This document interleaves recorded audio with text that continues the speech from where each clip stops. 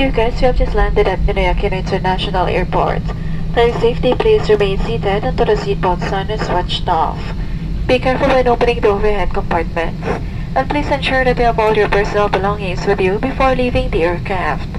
It was a pleasure having you on board, and we look forward to serving you again soon. On behalf of AirAsia, Captain Mark Galasinao, First Officer John Cabling, and the rest of the crew members, we would like to say thank you for flying with us.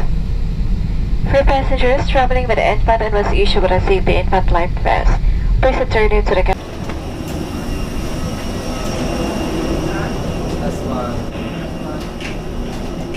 So, kakalapag lang natin guys dito sa Manila. Time check 9:19 ang lapag. So, sakto lang yung oras dun sa ticket. Hindi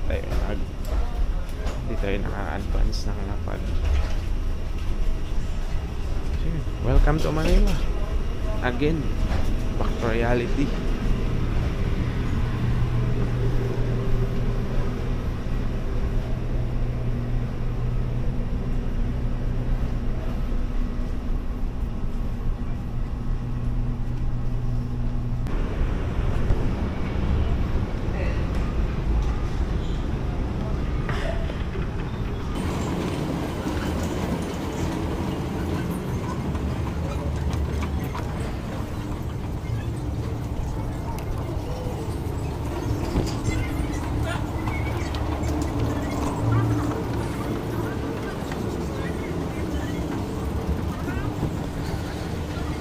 Hey guys, sa Manila ngayon, trabaho na naman ang problemahin.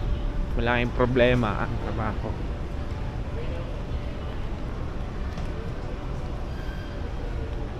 Umupo muna tayo dito guys.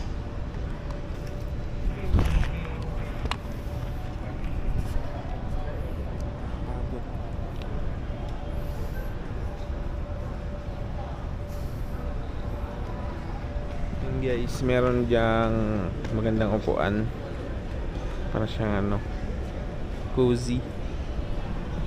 So ayun, yan, magki-claim ng mga baggage. Yan sila nagki-claim ng mga baggage nila, yung may mga baggage.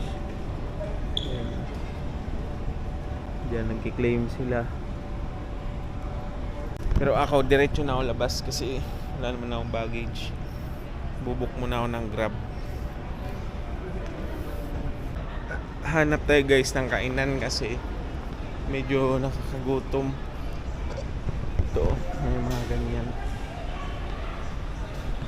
Mahal na kainan yan eh. Kaya wag yan. Retreat. Change plan. Hanap tayo ng mga fast food, McDo, Jollibee, mga ganun.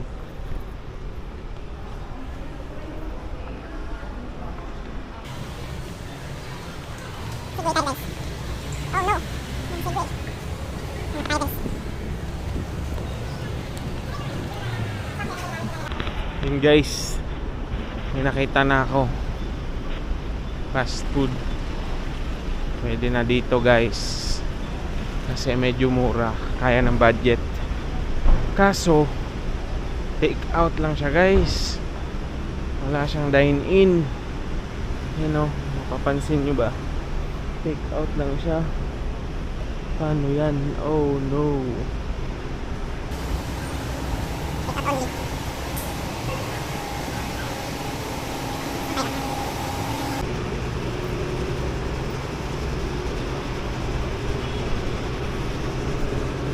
Retreat guys kasi take out lang. Dagdag sa bitbitin pa yan pag take out natin. No choice na tayo guys kundi itong sa Jollibee kasi wala talagang ibang kainan na ako nakita. Ito lang. So dito na tayo. Pwede naman ata kumain dito.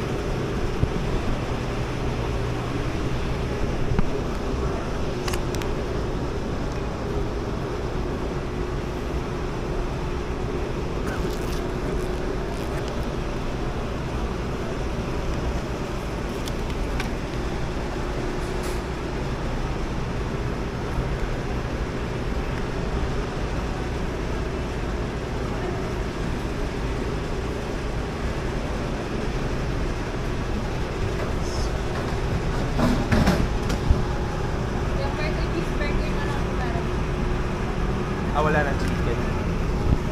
Burger na lang. Anong burger yun?